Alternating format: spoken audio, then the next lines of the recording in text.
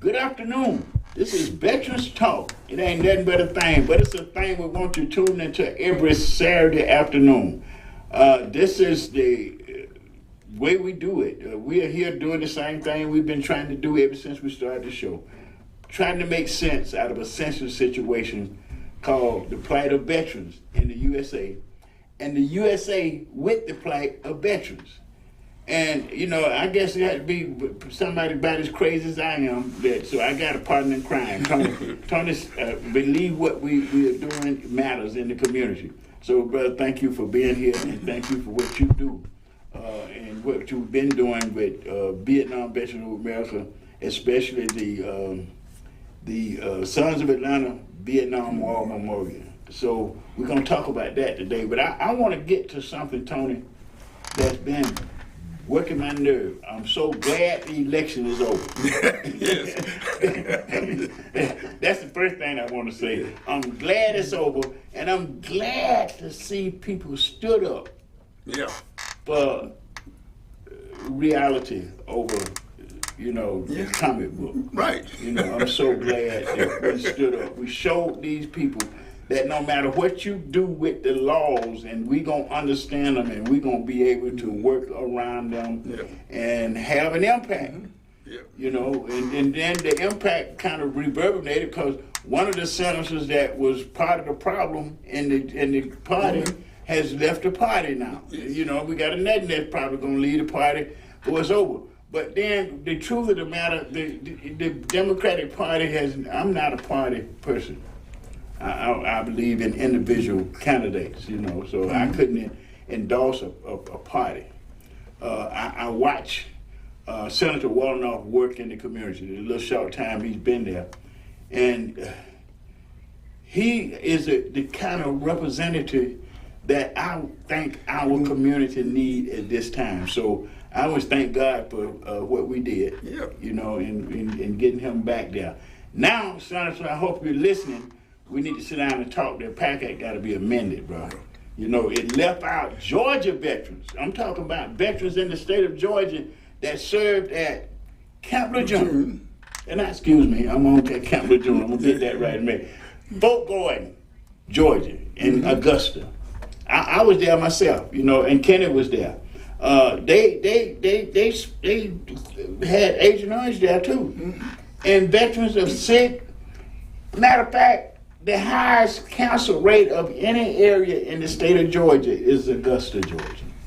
When I was doing my research, I'm trying to figure out why does Augusta have this high cancer rate? Well, you look at Agent Orange, it causes all kind of cancers. Senator Warnock, we want you to talk. We want to sit down and talk about this because the Department of Defense got the data. I'm not just talking about something, Tony, that I hadn't read. They got the data, and I filed claims in the system and know that they have approved a claim for a civilian that just worked at Fort Gordon. Why the veterans got to suffer? We're not gonna just overlook this reality. We got the senator reelected. And I believe he'll sit down and listen. And I mean, I know if he put an amendment to this law, it might or might not work. But we need to put an amendment to the law. And we'll lobby the rest of the country through our websites and through the veterans that we know throughout this country that know that there are military bases in this country where veterans serve. Agent Orange was there. And they know which bases these are. But they left them out of the PAC Act. Lord help us. We're going to tell the truth today because we want the truth to be known. This is something that we got to look at. The PAC Act was a great extension. Now, don't get me wrong, Tony. It was a great extension in the right direction because it covered generations, coming from my generation all the way up to now, And it reminded me of what I said to my grandson when he was going to the military. I want to salute all the young people that's serving today. I promised him that he would have a better VA when he got out, whether he needed it or not. It won't be a better functioning VA than we got now. And the PAC Act has overwhelmed it. So we're gonna tell the truth about it. They telling the truth. They're telling the truth that the PAC Act, to implement the PAC Act with the expansion of benefits, is gonna cause some major rumbling at the VA because they don't have enough staff. The hiring process is really complicated. They're working on it. They got some young people up there that's working on it, and I want to salute them. And I want to encourage our audience and everybody. You need to call in too. You can call in right now at 470-251-4707. You can call in and you can question me, you can correct me, you can get some information from me, because we are talking about benefits today. You know, how you get them and what agency is designed. The VA was designed by Congress to deliver, not to create now, but to deliver the benefits that we earn from our honorable military service. Now, this entity has a right to vet you, you know, to keep fraud out, because I was working at the VA when some employees took $18 million from the VA through the death certificates. You know, so we know that you need to have a vetting process in place. But the VA is not supposed to be your adversary, right? They're not the veteran's adversary. They're there basically, fundamentally, to deliver these benefits. Now, the processes that you got to go through has changed over the years. When I first started doing veteran claim, you could write it on a piece of paper and send it in. Write it on a piece of toilet paper, want to, and send it in for a process.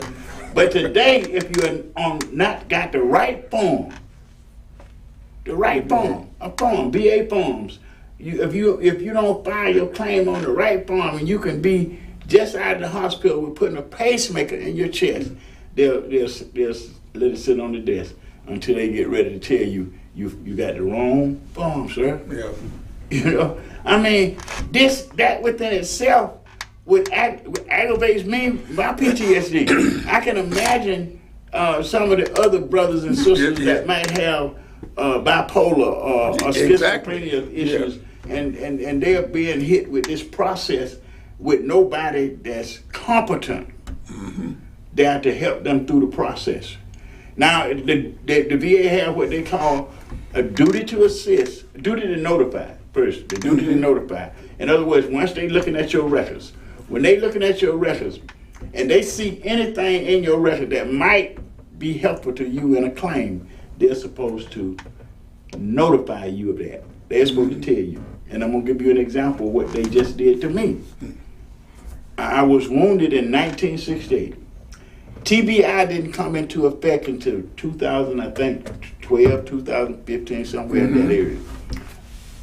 The law requires that the VA should have notified me then, but since the last claim I filed was in 2001. That was the last time I filed a claim. So I've been totally and permanently rated disabled by VA since then. And I'm gonna tell you how the process was. I was 70% with PTSD. I was working at the VA, and they triggered the disability. And I said some stuff that only a mental patient would say.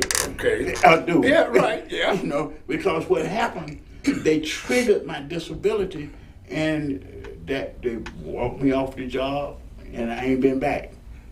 But I got the fastest total and permanent rating in the history of the VA at that time, because they put it in on March the 5th, and on March the 12th it was back. Yeah. So that showed me then that the people that's doing these processes got too much discretion. Yeah. I'm gonna use that word. They got too much discretion. See, some discretions in law should be governed by laws, and they are supposed to. See, ain't nobody there to watch them people read your record, so if they overlook something and don't notify you, you don't know it, right? And so they ain't got no duty to it. See, when they notify you of this stuff, they're also supposed to help you develop the evidence to substantiate it. That's their role. Yeah. This is the role of the VA, folks.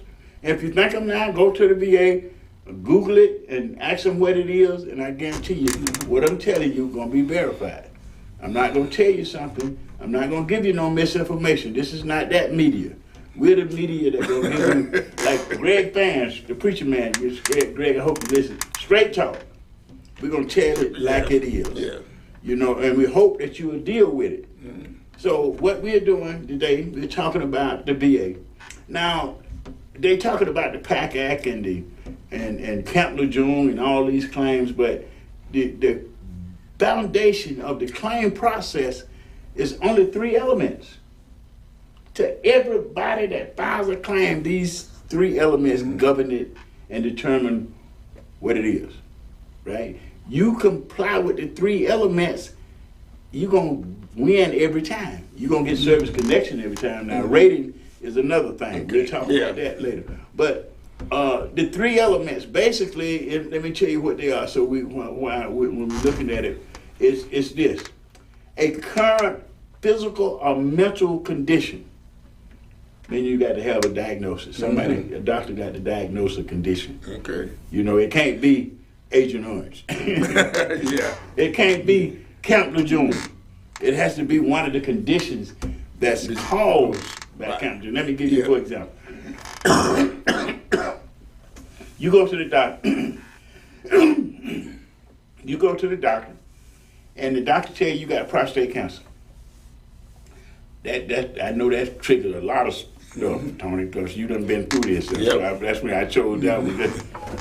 That within itself got to be a head knocker. I know what I felt when they told me about my heart condition. So that ain't cancer, but you know. Yep. What that is a current diagnosis of a condition. That's the first element, a current diagnosis of a condition. The next is to connect that disability, that diagnosis, with something that occurred to you while you was in the military. Yes. It either got to be, it had to happen while you was in the military or as a result of something that you experienced while you was in the military. Now, what happens, I'm going to give you some examples of that so you won't be confused. If it happened to you in the military, I was wounded in combat, right? That happened to me in the military. So my scars are service related. You know, they're service related. They got 0% because they're what they call, the VA said, well, they're not unstable. They're not going to cause you any problem. So they just rated that as 0% service connected. But now, if something happened where those scars became infected or something, then the VA would go back and revisit that. Normally, they would go back and revisit that, and we'll talk about that in a minute too. But they would go back and revisit. Now, something that happened to you as a result of your military service, the Camp Lejeune folks, they drank the water, and then years later they found out the water was making them sick. So that's the service nucleus evidence. They were connecting the prostate cancer with Agent Orange service, right? Now I'm gonna tell you something about that. The VA come up with what they call presumptives. That's an easy way of saying that because you was in Vietnam, they automatically they'll presume that you was exposed to Agent Orange because they use it over there. Okay, so you're presumed to be exposed to Agent Orange by service in Vietnam. Now you develop prostate cancer. They have determined at VA that prostate cancer has been linked to exposure to Agent Orange. You know, so it's an automatic service connected. Service connected, yes. Now, once you do those two, you got to do another. You got to show them how they relate, how your in-service experience relate to the diagnosis. And then they're going to be considered, they're doing that to consider how well you are functioning under that disability. How well you're functioning. So you have to have that physical or mental condition. You got to have which means that you got to have a diagnosis. Then you got to be in service. You got to have an in-service event or stressor during your military service, and then you got to have a chronic ongoing condition. Meaning it has to be impacting your life. It has to have some impact on your life. Like prostate cancer always impact your life, even if once it goes into remission. Yep. So this is why VA do that. When you are diagnosed, the first thing VA do when you are diagnosed with prostate cancer, you done showed them you was at in Vietnam, they give you 100%. That goes into treatment.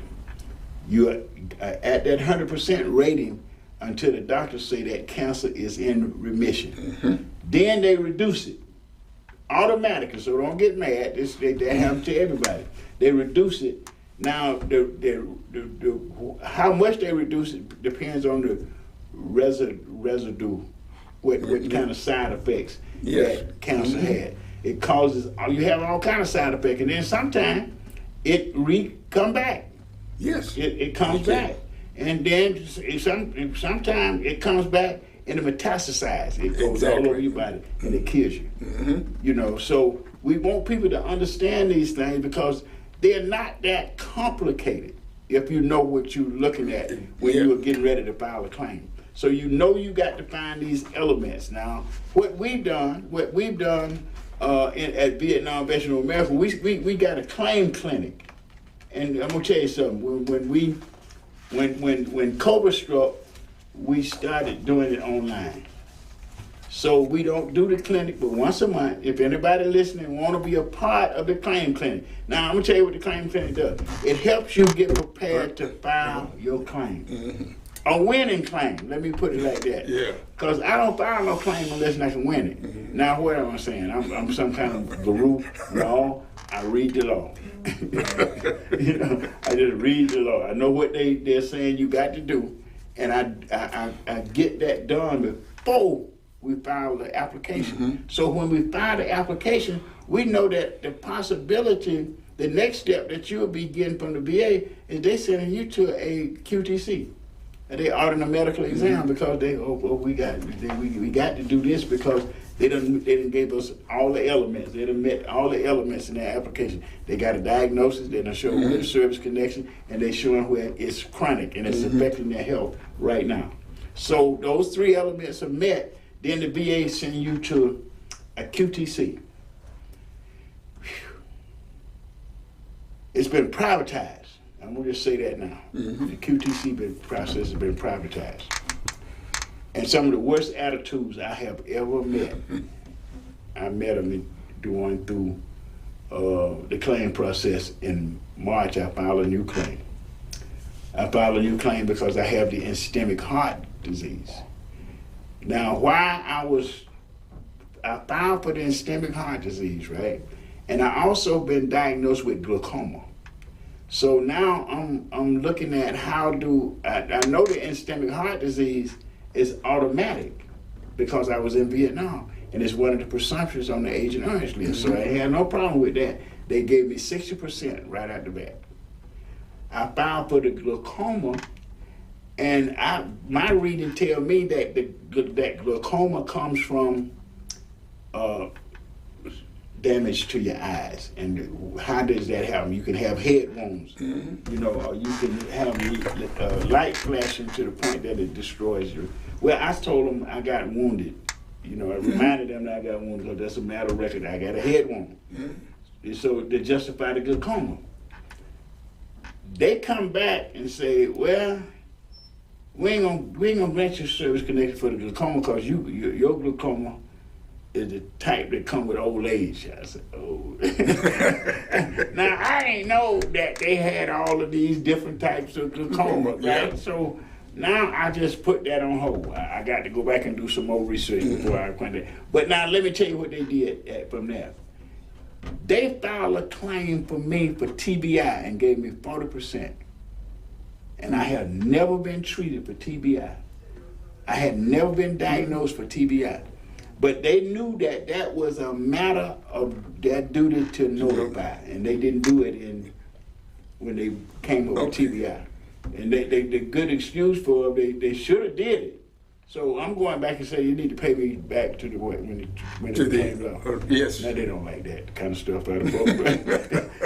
but you know, if we're a country of laws. I served to make sure that we stay a country of laws. Yeah. I want the law applied to me. I pledge allegiance to a flag of the United States of America and to the republic for which it stands, one nation under God, indivisible, with liberty and justice for all.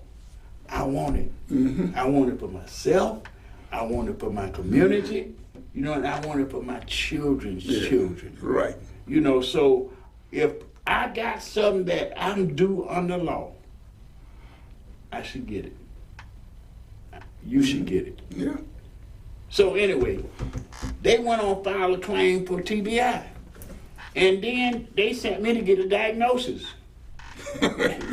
That's a duty to assist. Right, yeah. I'm baffled because I ain't never had it that easy before. Yeah. I'm baffled. Then I realized, I forgot. I ain't seen that done. Yeah. You know, I done read it in the law, right? But I ain't had nobody to tell me the VA, well, I did. That's a lie. I have had somebody to tell me that, but they didn't look like me. Oh. They didn't look like me. But, you know, that's another subject for another day. Yeah.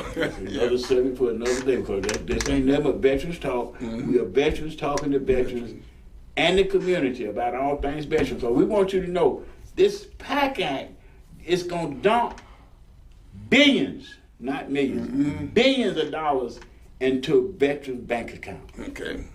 across this nation.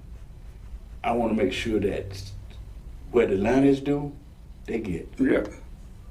Yeah. What the veterans and their families in Atlanta, Georgia is due. This is my hometown, man. You know, that's what I'm about. With this, you know, I got children, they got children. So, you know, this is home. Yeah. You know, we're going to be a home front. You know, we want to make sure that the veterans in our community, especially when I think about those, my sisters and brothers up under the bridge down Exactly. south. Yeah. You know, I think about them, I always think that the VA claim process is biased. Mm-hmm. It's biased. I mean, I don't go in there saying that all the time, but I see it. It's evidence. And the only way we're going to get this corrected is through voting people in office Yes. that got a heart for the Constitution and the people of these United States of America. So that's why I was so excited with the election. Yeah. I'm gonna defer to you for a minute, Tony, so you can talk about this Sons of Atlanta project. And I'm gonna tell you, man, we got a meeting coming up. We missed a meeting, but we got a meeting coming up with our point man, Michael Barnes. You know, because we got the final approval. You know, so we out there now trying to get the money. Yeah. Yeah. You want to talk to him about it? Yeah. We're trying to raise money, and the purpose of raising money, of course, is to build this memorial in Piedmont Park. Now, one of the things that happened in November, that was a day of giving and everything. We're going to extend that day of giving to a month of giving, because what happens in December, Christmas, and people are giving gifts for family members and all that. Here is an excellent opportunity for family members to come together and give a gift. And a gift would be to any member of your family who is a veteran. Here's an opportunity to give a gift that will outlive that veteran. And that is a commemorative brick at the Vietnam Veterans War Memorial that we're building in Piedmont Park. It's not often that you have an opportunity to do that, but here we are giving an opportunity to permanently memorialize any member of your family who is a veteran, or who is a family member of a veteran, or who is a caregiver of a veteran. You know, this is a great opportunity during the Christmas holidays. You know, we always have people in our family who, you know, I don't know what, they got everything. They got I just can't figure out what to give. Here is an excellent opportunity for those members of your family who you just can't figure out what to give them, and you wanted something that will last. And I guarantee you, this commemorative brick will outlast their living life, but it will not outlast their memorialized life. They will be a permanent part of a permanent memorial in Piedmont Park. And here's a perfect opportunity for those of us who have family members that we're at that point now. Christmas is right around the corner, and we're challenged about what to give them. Here's an opportunity. And so we want to make everybody aware of the fact that this is an excellent opportunity. Not only will your family member be memorialized, but your family. It's that family name. When people go to the park and they'll go like, I knew some, well, for example, myself, I knew some Merritts. I wonder if they're the same. Here's an opportunity to permanently put that person in Piedmont Park. So when people come to visit Piedmont Park and visit the memorial, they're going to see names and everything, and they may be challenged. Okay, I may do a little research to see if I know this person, And here's a perfect opportunity for that. So if you are concerned about a particular gift for a particular family member or a particular, any not just a family member, but a friend. If you have a really good friend and you're like, man, I can't figure out what to give them because they got everything. Well, here's an opportunity, if they were veterans, to memorialize them. If they had a family member that was a veteran, here's an opportunity. That is this can be one of those unusual gifts that really benefit everybody. And so you want to give everybody an opportunity to take advantage of this and give a commemorative brick in memory of during an important giving season within the United States, which is generally from Thanksgiving all the way into Christmas. And we're going to go even into New Year's, Here you go. So everybody who is indecisive now about a particular gift for a particular person, we're offering you an additional opportunity to make that gift and memorialize that person in historic Piedmont Park in Atlanta, Georgia, on what they call their front lawn, which is located basically between 12th and 14th Street on Piedmont. So give the gift that counts. Give the gift that will outlast the giver and the receiver, but give the gift out of love. So here's an opportunity. Visit the website, sonsofatlanta.org. In the upper corner, you'll see commemorative brick. Click on that. Here's an opportunity to purchase a brick, different values, different amount of information you can place on the brick, but basically just putting, just having your name on a brick is going to be awesome. But here's an opportunity to do that, purchase that brick and everything, and it will become a permanent part of a memorial. So, Atlanta, let's step up. Georgia, veterans, let's step up. Family members of veterans, let's step up. Atlanta community, businesses. One of the other areas that a major corporation, Delta,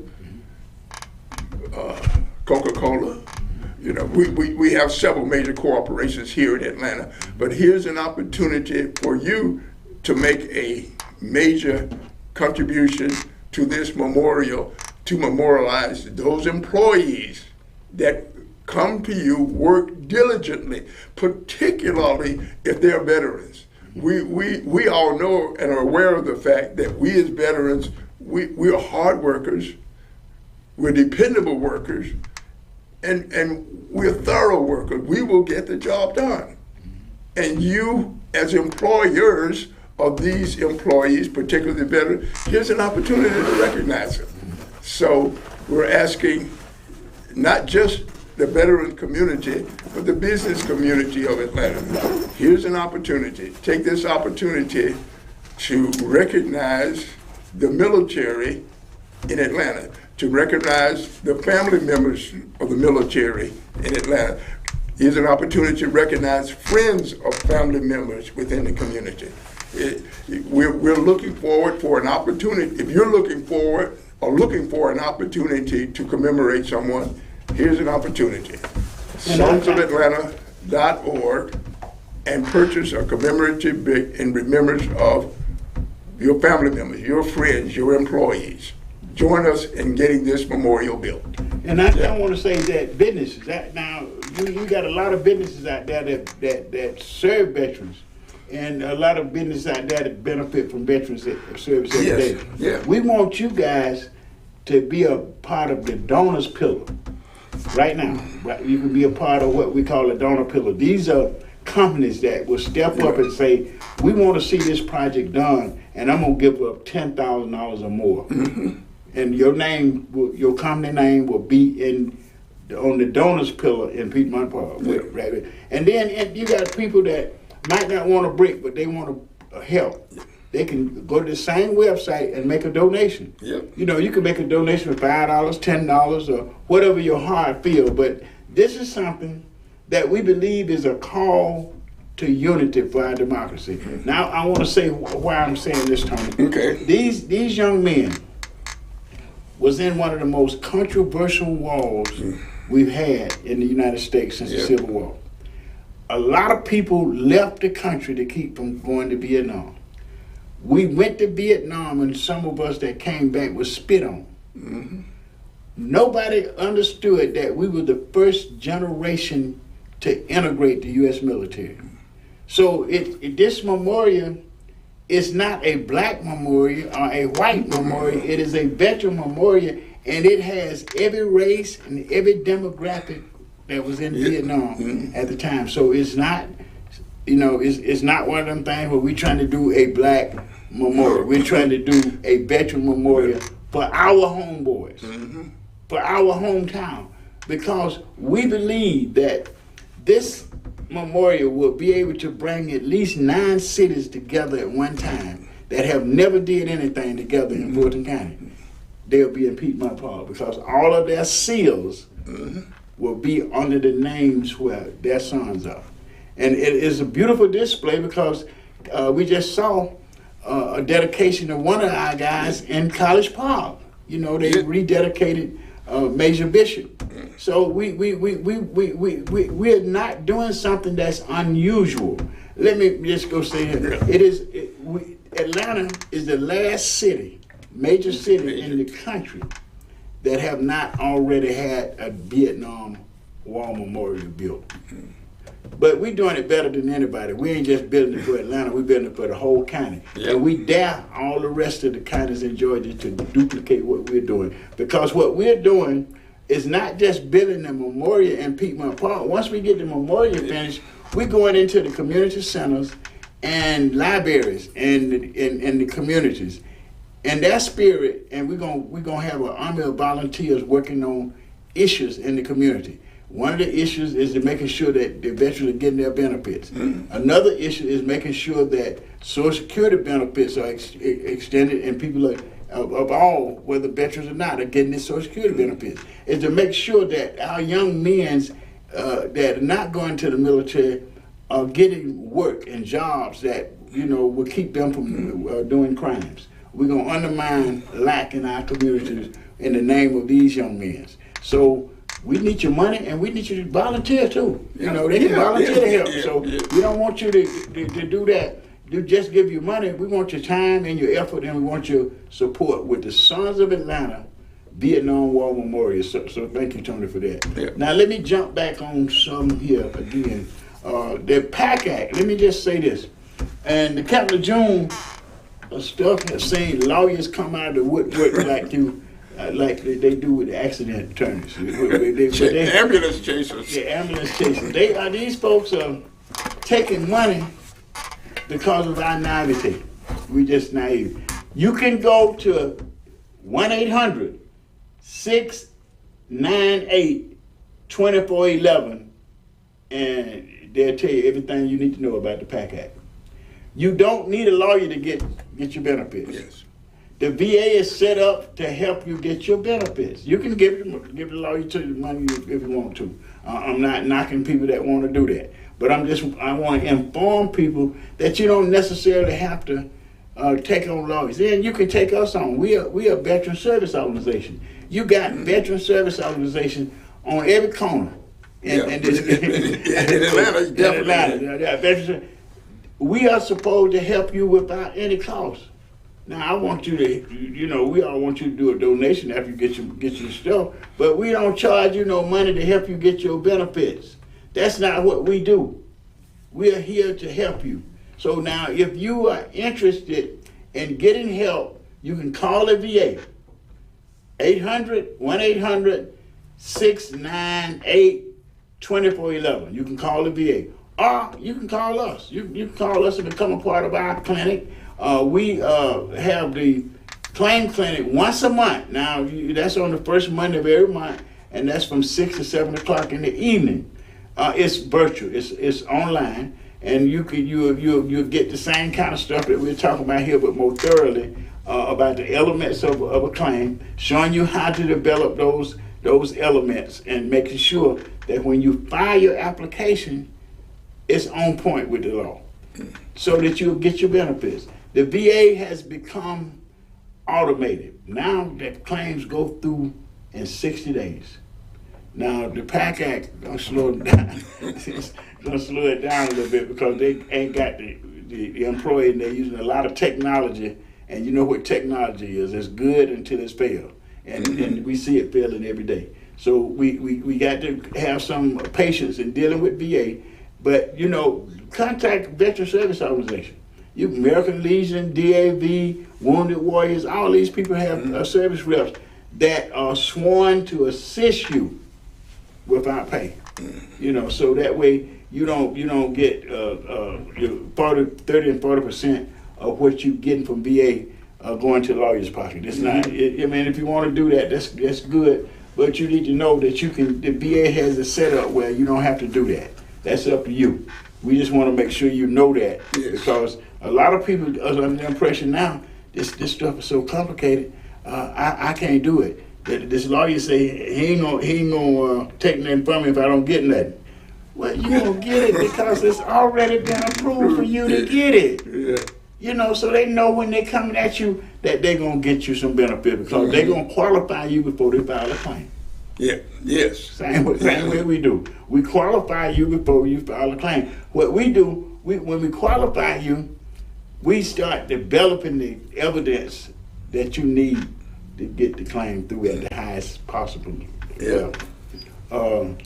And I was talking with one of our doctors this morning, and he used to be a VA doctor too. A lot of people don't realize you don't have to go to the VA to get the diagnosis to get your disability. You don't have to do that. You can go to a private doctor, get your diagnosis, and get all this stuff together, and still present it to the VA, and they got to give you the same benefits. Same benefits. And people need to know this stuff, Tony. And that's why we're here every Saturday, trying to make sure that people know this kind of stuff, so they won't be baffled when they look at the claim process. Because it's huge. It's very complicated because of the way it's performing, because of the way they're performing it. But if you look at how it's set up on a very simple basis where any veteran or dependent can actually file a claim themselves, right online.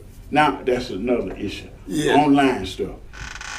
This is why we want to set up in the community centers and libraries, right? We want to make online access for everybody. Because we know that the Republicans didn't want that bill to go through where everybody was going to have broadband. They just didn't want that to happen. But we ain't going to let that worry us. We're gonna set it up in the libraries. Most libraries and community centers are online anyway. So it won't be that much for us to set up a little niche. And I'm going to tell you something. I have been working with the community centers in Fulton County, and they're always open. I work with the libraries. They it don't cost you nothing to go use these because it's being paid for by your tax dollars anyway. That's why you need to know who you're voting for. You made an important point that some veterans may not be aware of. If they're having challenges, they can have a family member help them file their claim. Yes. Yeah, and they may not be aware of this. They think that I got to go to the VA, but your family member can be designated, to assist you. And listen, I like the e-benefits portal because it got all your information there already. So when you get ready to go in that system to file a claim, it's just prompts. They got your information anyway. It's just prompts. So you can actually file a claim less than 30 minutes. But you need to be prepared before you file a claim. I don't want to tell nobody to go to the internet right now and file your claim because you might not be prepared to win the claim you're filing. And that's what we do in the claim clinic. We help you be prepared to file a winning claim because every claim is winnable. Now let me qualify. That's a big stretch. When I say every claim is winnable, if you are eligible for the claim that you file. So I want to make that clear. If you are eligible, eligibility is key. If you got a bad discharge other than honorable, you're not entitled to VA benefits. Not under that discharge. If you want to try to change that, you can. You can always file for an upgrade in your military discharge. I done met a lot of people either angry or ashamed of the discharge. And instead of saying, listen, it was unjust discharge and I need to straighten out and I'm gonna use the processes, we're a country of laws, go in there, show them where it was unjust and they will upgrade your discharge so that you can get your benefits. But other than that, now, the one other way that you can get a benefit upon a bad discharge is that at the time you was in the military service, you incurred a mental disability that caused your bad behavior. Then the VA they have what they call a character of discharge override. That don't mean your discharge has been upgraded by the Department of Defense. It just means that VA has overrode that bad discharge to give you benefits at VA. But I'm gonna tell you, when the VA do it, it's easy to go back to the Department of Defense and actually get that upgrade.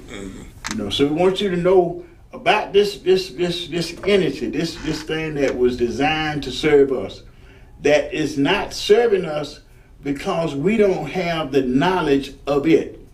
And that's what we're trying to do with the VA Claim Clinic. We are trying to make sure that you know how to do this stuff because they have made the simple complicated. In order to have they create a humongous bureaucracy where you got hallways everywhere and no signs. You walking around in a building, but you don't know where you're going.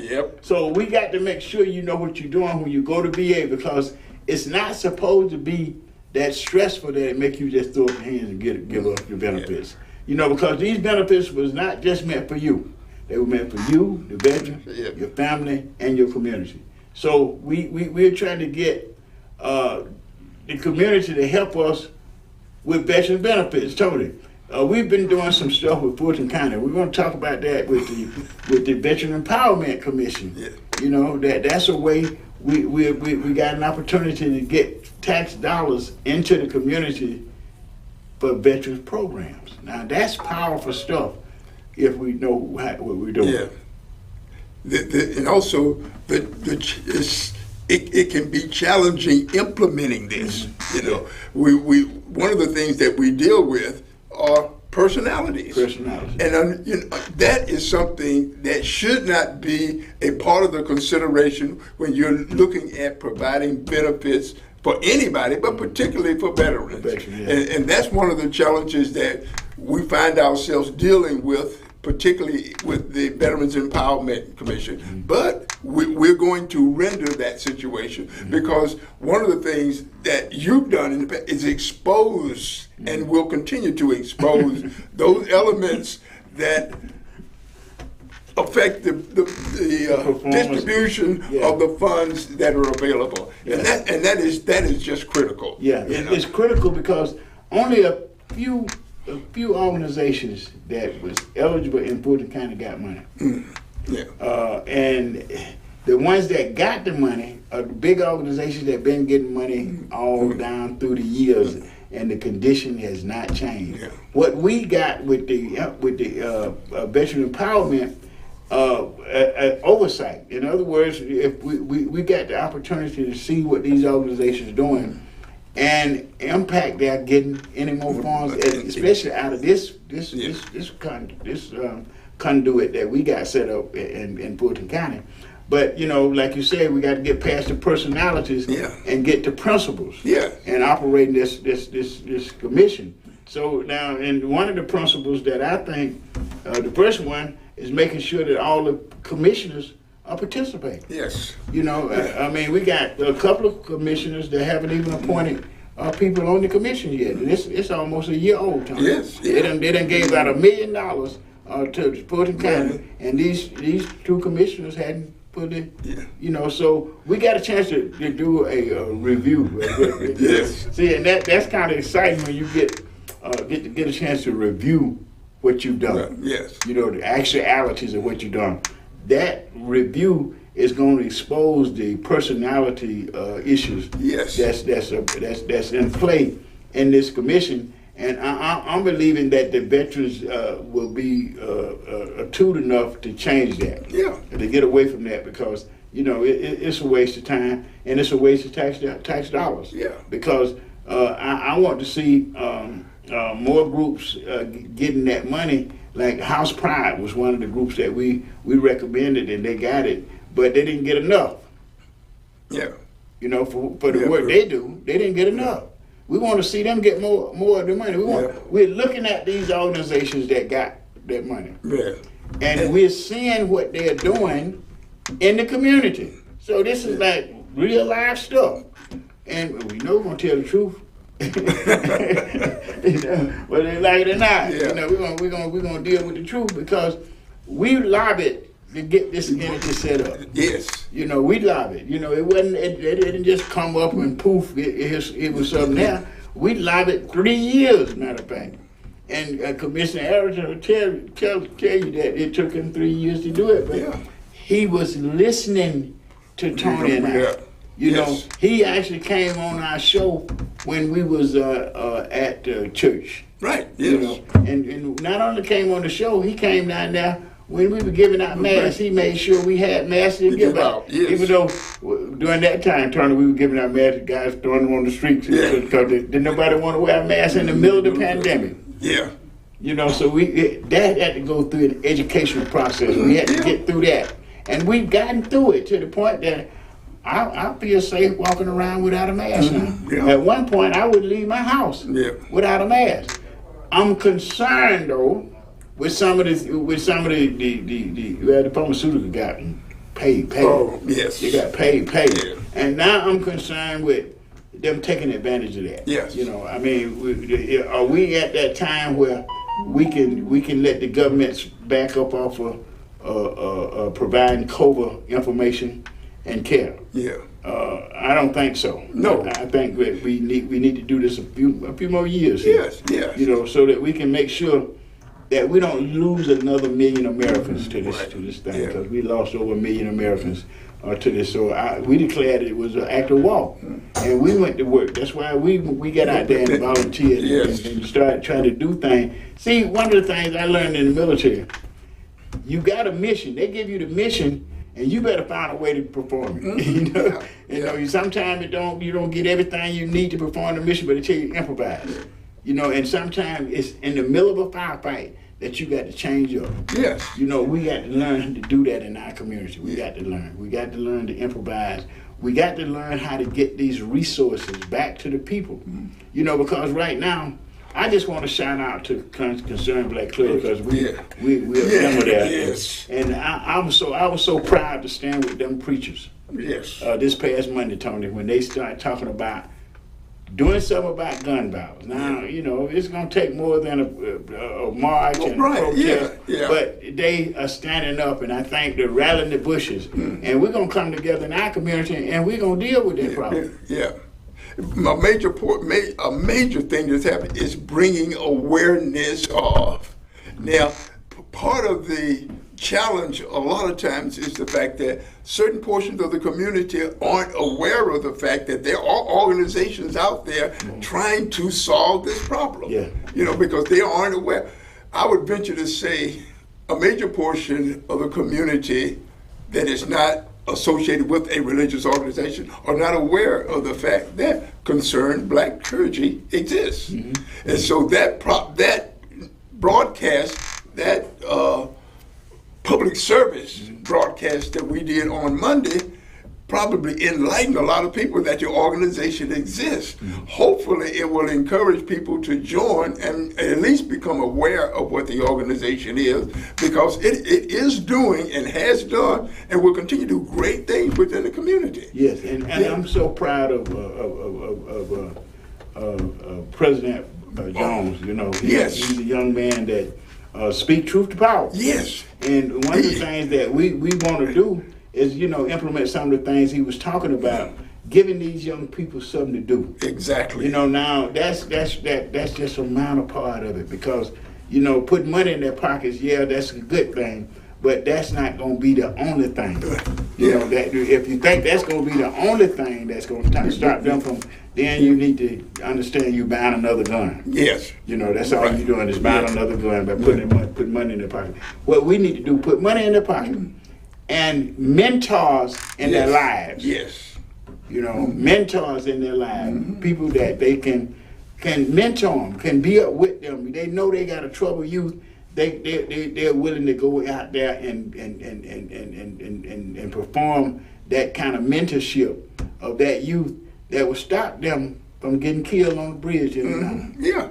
You know, and I know we got some great people in the city of Atlanta. I mean, so we calling them out. That's what President Jones was doing. Right. Monday. He's actually calling all of us out. All of us out. Yeah. But the main person he was calling out was the governor. Yeah. He said, "You got to repeal this and I think carried law. And it need to be repealed. Yes. And if he don't repeal it, we need to be in his face all his term. Right. And not just his face, all of the legislators in the state of Georgia. Yes. And I think that, you know, our committee is better suited for that. Yeah. And we're going to talk with the president about that. Let us take the charge on hollering at this government, because see, veterans know how the government should be functioning. That's it. And we are willing to stand up to the government when it's not functioning the way it's supposed to be functioning. Now, putting this right to carry law out there the way it's out there, it has caused all these kids to start packing, because the police can't ask them about why they got a gun. Right. They can legally carry. I was talking with a friend of mine. He was in one of the local stores here. I won't call the name of it and everything. And he noticed a confrontation developing between two customers. One of the guys raised his shirt to show his gun.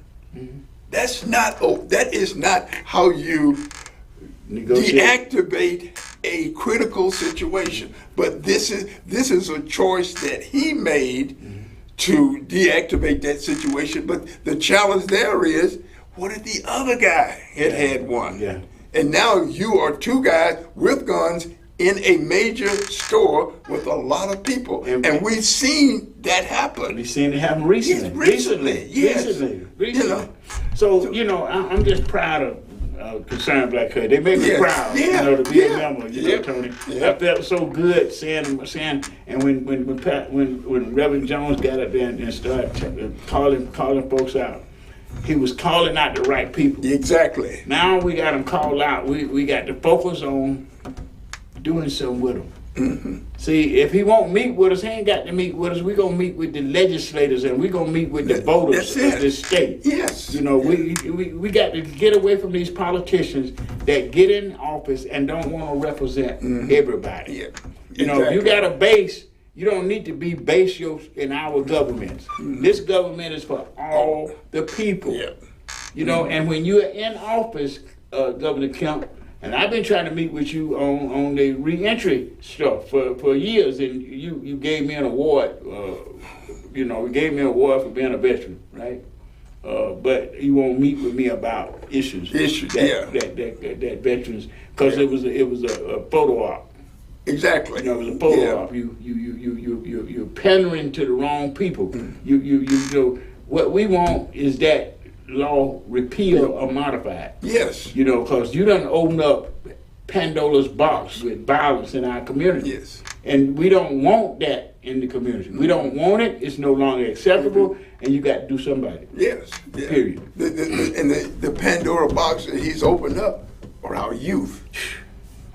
You know, Reverend Jones showed us two young men. One of them whose mama saw the boy in trouble. Yeah. Was crying out to everybody for help. And there was no help for her until he got himself killed. We cannot, veterans especially, we cannot sit idly by because we know that the government can put a stop to this stuff. Yes. You know, get these automatic weapons out of the community. Matter of fact, you need some sensible gun control for people that are legally having these weapons. They should be responsible for them because a lot of these weapons that these kids are using, they're breaking in cars and getting them. Yes. You know, if you're gonna keep your gun in a car, you know, you need to be responsible for that. Yes. You know, you just need to be responsible. You know that the people breaking in cars, if you got a gun in there, it should be fastened to the point that somebody can't break in there and go in the glove compartment and get it. They got to be in a way to get that gun. You need to secure it. Yes. Responsible gun ownership. Yes. You know, that would be a critical process of at least controlling a portion. We will never be able to control it all. Right. But at least you can get some people who are gun owners being more responsible with the guns they own. And I'm going to tell you, most gun owners would be. Yes, You know, most responsible gun owners would not have a problem with this because they are in danger. Yes. You know, I mean, you're going to leave your gun in the car and you step outside and get blown away with somebody's gun that done took out the car. That they took out of the car that they just broke into next to yours. Next to yours. Yes. So we got the Governor Kemp. Governor Kemp. Yeah. I hope you heard President Jones cry. Yeah. Because we're crying with him. Yeah. You know, veterans gonna stand with him. And the idea is not to do away with the Second Amendment rights to bear arms. Don't bring that argument to us because we're not that simple. We want responsible gun owner laws in this country. And we don't want it so an 18-year-old can even buy a gun. Right. Yeah. Period. An 18-year-old with a mental problem to buy a gun. No 18-year-old should be able to buy a gun. Right. Period. Yeah. You know, they just become with or without a mental problem. Yeah. Without a mental problem. Yeah. The culture Yes. that these young people live in it's more conducive to violence than nonviolence. Exactly. Yes. So they don't need to have they go to a party, a high school party, and look, 16-year-old girl get killed at a high school party. Yeah. What parent want to hear that news? Yeah. Nobody want that phone call. Yeah. This is Veterans Talk, y'all. Yeah. I ain't no preacher like that, Tony. This is Veterans Talk. We're veterans talking to veterans. Yeah. And the community about all things veterans and the community. We are a part of your community. Yes. Matter of fact, we like to be considered one of your best assets. Yes. I think veterans are one of the best community assets we got. Because I've been running around in the community, man, talking with a bunch of veterans, and most of the people I hang out with are veterans. Yeah. You know, everybody want to save this democracy. They want a safe community. They don't want the government enacting laws that unleash crime. Yes. See, and we need to start talking about that. They talk about the crime rate. It's the way the laws are being promulgated in our community, and the way the police are being put on the spot with these automatic weapons. Yes. Okay. Yeah. All right. Let's veterans talk. Tony, close us out, baby. Okay. Yeah. I'm gonna close you out with our normal request for contributions to our memorial. We want you to sonsofAtlanta.org. Click on that, join, make a donation, but support our organization. Support the veterans. Support Atlanta's veteran community. Yes. Once again, thank you, and we will see you next Saturday. Next Saturday evening, same time, same place. Status Network, Status Studios, great place to be. I'm gonna tell y'all that because this gives us an opportunity to talk with you every Saturday. That's powerful. But we're not here just talking. We're here to try to get you to doing some stuff that we need to do in the community. And I'm just proud that this day to be a part of Concerned Black Clergy. So I just want to close out with that. Shout out to Concerned Black Clergy. Yes, shout out to them, man. Thank you. And we'll see you next week, same time. And let me say this too. We want you to tell your friends about the show. We're not here just to be here. Yeah. We're here to give you information that's going to make for a better community, improve the quality of life for veterans and their families in the community that we live in. Listen, I grew up in Atlanta. We don't need the violence in the community that we got in the community now. We don't need the crime in the community that we got in the community now, and we can do something about it. Yeah. Veterans talk ain't nothing but a thing, but it's a thing we enjoy doing. See you next week.